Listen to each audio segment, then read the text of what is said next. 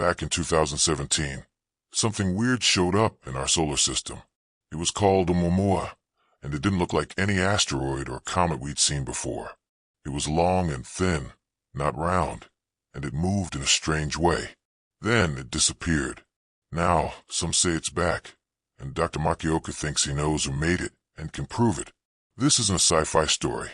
It's about the first visitor from another star and the civilization that might have sent it. Oumuamua first showed up on October 19th, 2017. A telescope in Hawaii spotted something moving fast across the solar system. It was moving at about 196,000 miles per hour. At first, people thought it was just another comet or asteroid, but after watching it for less than 2 weeks, they realized it was something totally different. It was an interstellar object, and they named it Oumuamua, which means messenger from afar in Hawaiian. In 2020, against all expectations, some scientists think they saw it again. This has made everyone excited because it's rare. The first time it came, Oumuamua was only visible for about 11 weeks before it disappeared. Now, early measurements suggest it's on a different path than predicted. Dr. Michio Kaku believes that Oumuamua's trip might not be random. He thinks its speed, shape, and silence point to it being made by someone. Before 2017, we had only studied stuff from our own solar system. Oumuamua showed us that things from other star systems can reach us. It came from above the plane where our planets orbit, got close to the sun, and then went out below the planet's plane. Spotting something like this was so unlikely that some scientists said it was a once-in-a-century thing. The chances of it coming back are even smaller. Dr. Kaku isn't the only one who suspects something's up. Avi Lowe, an astronomer at Harvard, has said for a while that the object speed changes in a way that doesn't make sense for a natural object. Lowe says that its return gives us another shot at studying what could be the first alien thing we've ever found. Others are being careful, saying that our technology for getting to things far away is limited. This might be our last chance to watch it before it's gone for good. The shape of Oumuamua is the first thing most astronomers talk about. In 2017, data suggested it was much longer than it was wide, unlike any asteroid or comet we know of. Even with better telescopes now, its shape is still weird. Knowing its shape is key to figuring out what it's made of and answering the question, was Oumuamua built to travel? When Oumuamua was first seen, its brightness changed a lot as it rotated. This suggested it was long and thin, maybe like a cigar. While those shapes aren't impossible in nature, they're very rare. Most asteroids are bumpy and round because they've been hit by things for billions of years. A stretched-out shape like Oumuamua's might mean it was made that way for traveling between stars. Comets we know don't look like this either. Even Halley's Comet is lumpy. Plus, comets usually have tails when they get close to the sun, but Oumuamua didn't, even when it was really close. If it had ice, the sun should have boiled it off. Instead, it stayed dry and quiet, which means it either didn't have ice or its surface was sealed. One idea is that its shape is perfect for a light sail, something that catches sunlight to move. Light sails as thin as paper have been tested and can move using sunlight. If Oumuamua is a broken light sail, its shape might not be an accident. This could explain why it sped up as it left our solar system. Some astronomers don't agree with this. They think it might be shaped more like a pancake, which could also explain the changes in brightness. In that case, it could be a piece of a planet that broke off another star system. But even if that's true, it's still strange because we've never seen anything like it. Shape is one thing, but how it moves is another. Oumuamua didn't move like an asteroid following the sun's gravity. Instead, it got a little speed boost without showing any signs of gas or debris. This change in speed is what scientists can't explain with regular science. If its shape suggests it was designed, its movement might prove it. The next step is to figure out what forces could have pushed this thing through our solar system. When NASA calculated Oumuamua's path, they found it wasn't going where gravity said it should. The change was small, but it was there. A comet would speed up like this by releasing gas when the sun heats it up. But the Hubble Space Telescope didn't see any gas, tails, or dust. The object stayed quiet even as it moved away from the sun. One thought is that sunlight hitting its surface pushed it. For this to work, Oumuamua would have to be thin and light. That's what a light sail is like. We're starting to test this technology with projects like Breakthrough Starshot. If it's a sail, it's either working or was until recently. Others have stranger ideas. Maybe it has a hidden engine or a way to steer itself. The problem with these ideas is that they mean someone built it. And if someone built it, then Oumuamua isn't just a rock. It's a probe that might have been sleeping and only woke up when certain things happened. For Michio Kaku, the lack of natural signs and the strange speed boost are big clues. He says that a natural object should follow the rules we see with comets and asteroids. Oumuamua follows some rules, but not all. That's why he thinks it was made by someone. And if it was, then its story becomes even more important. To understand where Oumuamua might have come from, scientists look back along its path to the Lyra constellation. That's just a starting point because its path could have changed over billions of years. Still, looking for its origin makes us think about a time before it came to our solar system, when it might have been part of another star system. If that's the case, it could be older than Earth. Calculations show Oumuamua came from above the plane of our planets at a speed of about 26 kilometers per second relative to the Sun. Going back along its path leads toward Lyra, but we can't know exactly which star system it came from. Over billions of years, gravity from other stars could have changed its path. Still, Lyra points to some possible systems, like Vega, which is only 25 light-years away. A study suggested that Oumuamua might have been part of a bigger planet orbiting another star.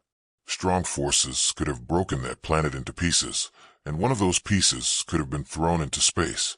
If that's true, Oumuamua might have been traveling for millions of years before we saw it. In that time, radiation could have made its surface hard.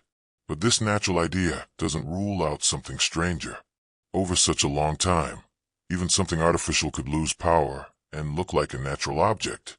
The hard surface might just be old hardware. In that case, Lyra might still be important because its builders came from there. Michio Kaku says that there's no reason to think builders don't exist in a galaxy with billions of stars.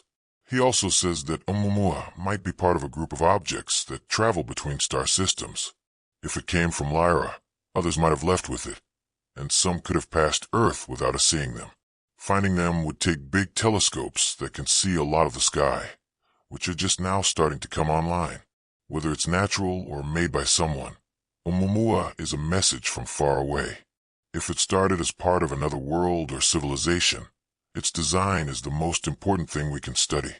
Michio Kaku thinks the evidence points to it being deliberately built. From its shape and speed to its lack of fuel, he sees patterns that match what we think long-range probes would look like. The next question is whether those patterns are just a coincidence or signs of an intelligence older than us. Kaku has been saying since 2018 that Oumuamua could be an alien object. He says its shape and strange speed are the reasons. Theories about interstellar probes often say they would be thin and long to avoid damage and use sunlight for power.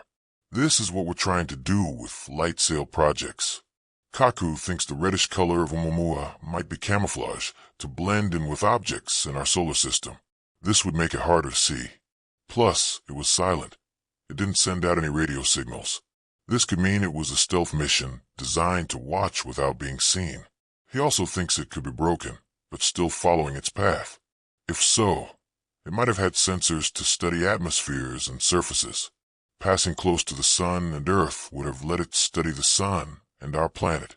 After it finished its mission, it could have changed its path. Critics say these are just guesses without more proof. Kaku knows this, but he says we shouldn't dismiss the idea too quickly because we might miss the first contact in human history. For him, the shape, movement, and behavior make a case that's worth looking into, especially if we can see it again. If Oumuamua was designed, the next question is who built it? There are millions of habitable planets in our galaxy, and some should have older civilizations than us. Each of those could send probes across space. When trying to figure out who built it, astronomers look at possibilities, star charts, and imagine very advanced cultures. The Drake equation estimates how many civilizations in our galaxy could be communicating. Data suggests there are billions of Earth-sized planets in habitable zones. If even a small number of those have intelligent life, that's millions of civilizations. Kaku says that in a galaxy that's billions of years old, some societies could be much more advanced than us. He uses the Kardashev scale, where civilizations are rated by how much energy they can use. A civilization that can use the energy of its entire star would be very advanced and could easily build probes that travel across space. Oumuamua could be one of those probes, just passing through. Possible builders could be close by or far away. The Lyra direction points to some candidates. If a probe was sent 1 million years ago, traveling at a slow speed, it could have reached us by now. This means Oumuamua's arrival could be the end of a trip that started before humans even existed. What would make them send it? Possibilities are exploration, finding resources, or watching for intelligent life. A probe could visit many systems, collect data, and then leave without making contact. This sounds a lot like what Oumuamua did in 2017. Trying to understand the builder's motives means looking at Oumuamua's exact movements. It came in and went out in a strange way. It skimmed close to the sun before changing its path slightly. For mission planners, this would be the kind of move you make after you've finished what you came to do. When astronomers plotted its path, Oumuamua's entry was already weird. Most comets and asteroids coming along the plane where planets orbit. Oumuamua came from above that plane at a steep angle, which is rare. It got closest to the sun, then crossed Earth's orbit. It was also moving too fast to be bound to the sun, which confirmed it was from another star system. It also shifted course when it left. That course change happened without any signs of gas or debris. It was like firing an engine for a long time without stopping, which no natural comet has ever done.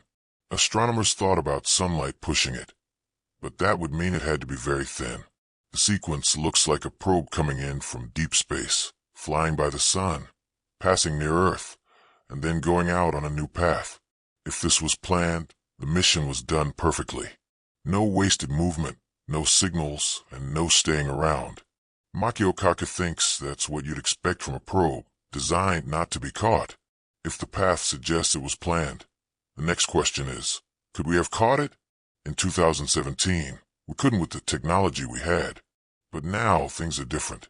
Agencies have plans for interstellar missions. The problem is that catching something moving so fast takes careful planning and very fast speeds.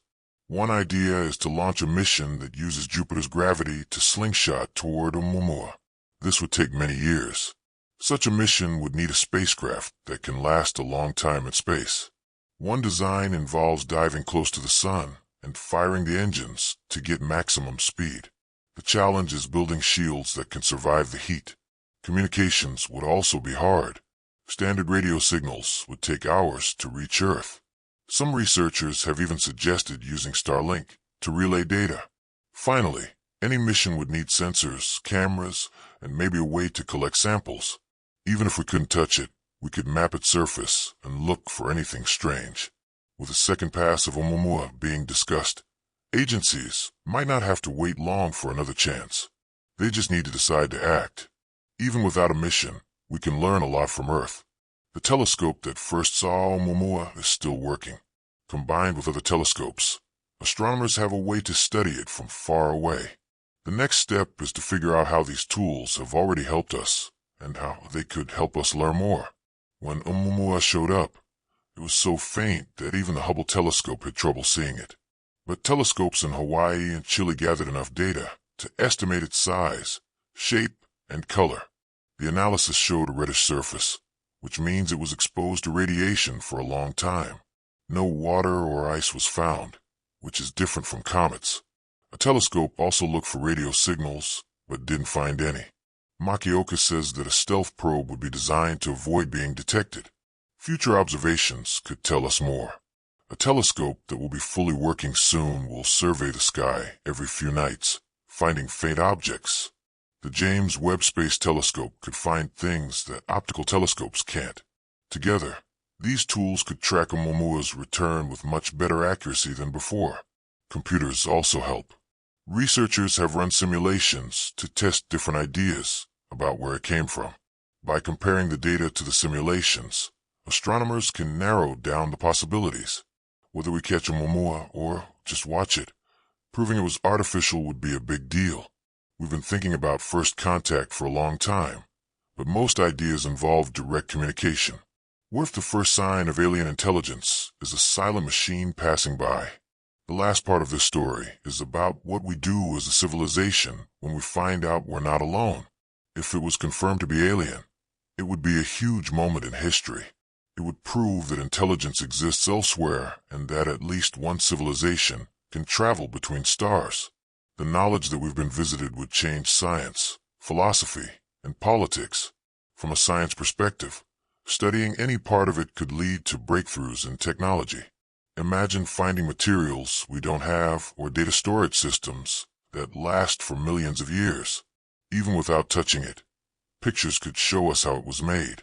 Politically, it would start debates about communication. Do we try to signal the builders or stay silent? Some researchers say that civilizations might be careful when meeting unknowns.